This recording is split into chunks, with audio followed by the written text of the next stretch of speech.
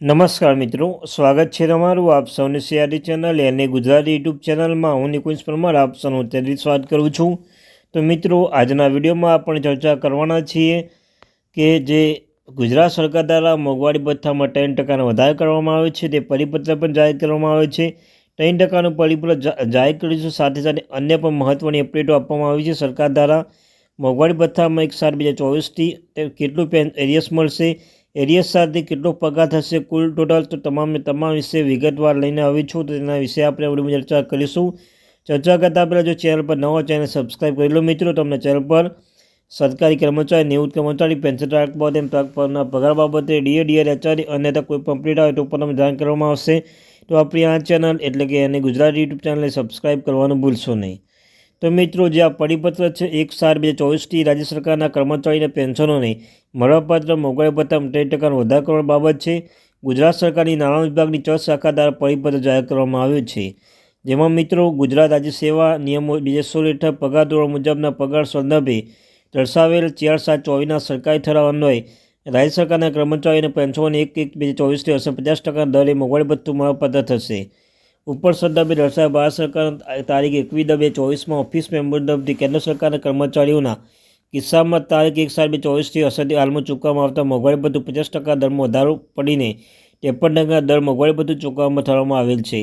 રાજ્ય સરકારના કર્મચારીઓને પેન્શન અને મોંઘવારી ભથ્થામાં પ્રવર્તમાન 50% દરમાં 1/7/24થી 3% વધારો કરીને 53 કરવા અંગે બાબત સરકારશ્રીના વિચારણા હેઠળ હતી.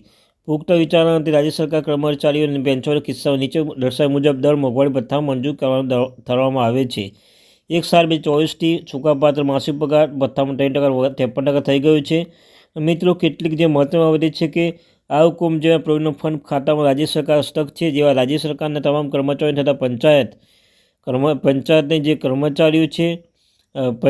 કર્મચારીઓ છે, સાથે સાથે મિત્રો સહાયક અનુદાન મેળવતી બિનસરકારી શાળાઓ, સંસ્થાઓ લાભ આપવામાં આવે છે. અને રાજ્ય સરકારના મંજૂરી 7મા પગાર પ્રમાણે પગાર સુધારો લાભ આપવામાં આવે છે, તેવા કર્મચારીઓ લાગુ પડશે.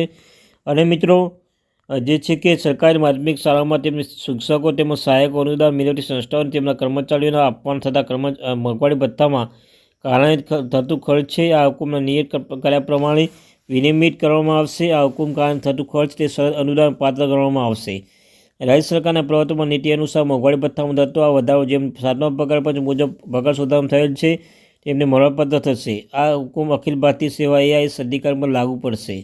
તો મિત્રો, જુલાઈ 2024થી 2024નું માસિક એરિયસ પત્રક છે. આ તેમાં જોઈ શકો છો મિત્રો, હાલનો પગાર છે અને 3% વધારો છે. અને જુલાઈ 2024થી નવેમ્બર 2024 સુધી શું છે જોઈ શકો છો મિત્રો, 25,500 3% વધારો મિત્રો 765. અને જુલાઈ 2024થી નવેમ્બર 2024 3,825 થશે.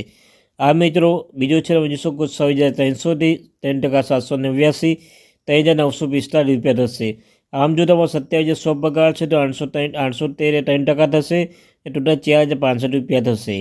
27,900 પગાર છે તો 337 પ્રમાણે 4,185 કરવામાં આવશે.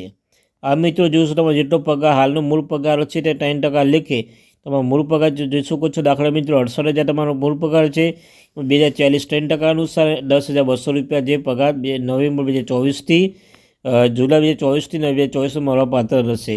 આ મિત્રો છેલ્લે જો તમારા 28,700 પગાર છે તો 2,761 3% પ્રમાણે ટોટલ 13,305 તમને મળશે મિત્રો. આમ ડિસેમ્બરના પગાર લેન્ડિંગ અને એરિયસ પણ મળશે. તો મિત્રો, આ તે માહિતી. Thank you very much.